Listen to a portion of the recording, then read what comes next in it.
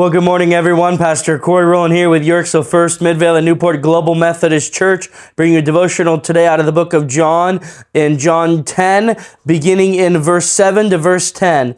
Then Jesus said to them again, "Most assuredly I say to you, I am the door of the sheep.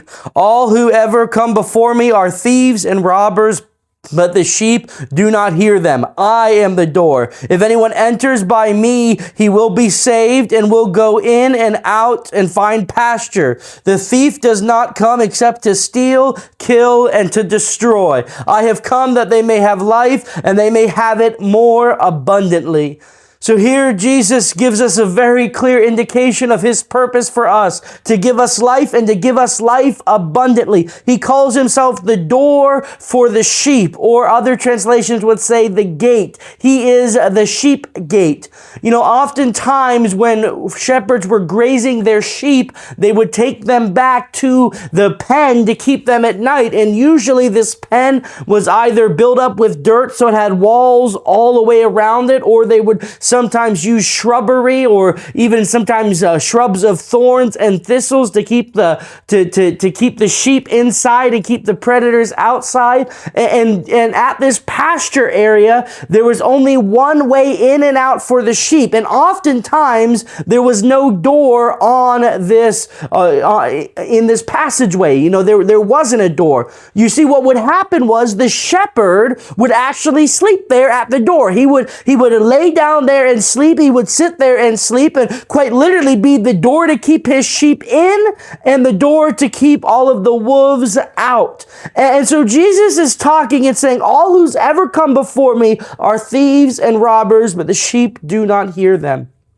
You see, there is a very close relationship between a sheep and their shepherd. The sheep would know their shepherd by voice, and whenever the shepherd would call their names, the sheep would instinctively know that that was their shepherd and would go with them.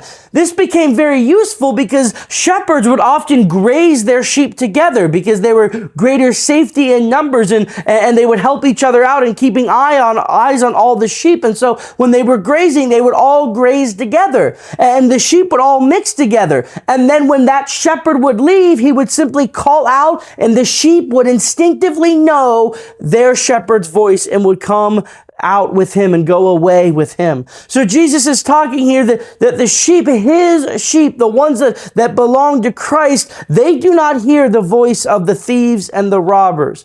And the thieves and the robbers, you know, this is a very clear reference to Satan, whose purpose is to steal, kill, and destroy. It's also could be a reference to many of the false messiahs who had come before Jesus. You know, the Jewish people have a very checkered history when it comes to false messiahs. There were many who claimed to be messiahs. You know, as if Satan was trying to confuse the people.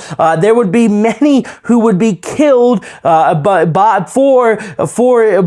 they claimed to be the Messiah, and they would even be martyred for that belief. But what sets Jesus apart is not just the fact that he claimed to be the Messiah. It's not just the fact that he died on the cross. There had been many who had been martyred because of their false claim that they were the Messiah. What sets Jesus apart is his resurrection. The fact that not only did he die for our sins, but in the resurrection, he proved that he truly was the Messiah, the Son of God, the one who paid for our sins and have given us new life. And this is the abundant life that he is talking about, the life with him. And so Jesus says, I am the door, and anyone who would enter in, anyone who would enter by me, they would be saved, and they would be able to go in and go out.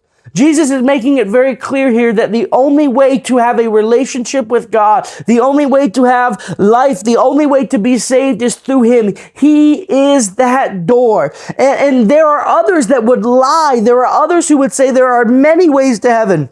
You know, these others who have come before him, these thieves and these robbers who have come before him, who would lie and say, no, you don't need Jesus. No, there's many ways to heaven. You know, they are liars. But Jesus says, I am the door, and all who would enter by me would be saved. And then he sets it up with verse 10, the very famous verse, you know, the thief's purpose, Satan's purpose for your life is only for death, to kill, steal, and destroy. This is why we as the church, we have to stop making so many concessions with Satan. We have to stop allowing Satan so much influence in our lives and in our families and in our world and in our society. His purpose is to only kill, steal, and destroy. That means we should have nothing to do with him because this is what he wants to do with us. But Jesus' purpose, our great shepherd, his purpose is to give us life and that we might have it more abundantly. And this is found only in a relationship with him.